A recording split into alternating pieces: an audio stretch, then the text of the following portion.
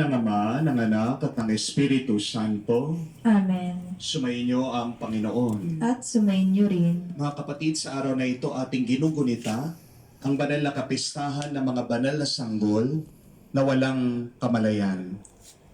We celebrate the martyrdom of the Holy Innocents. Bakit merong tagdusa?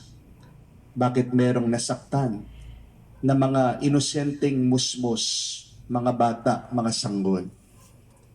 Dahil sa kataasan ng loob, dahil sa pride, dahil sa insecurity ng isang hari, si Haring Herodes.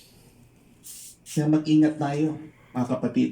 Pag tayo ay may pagnanasa na maging mas magaling, mas mayaman, mas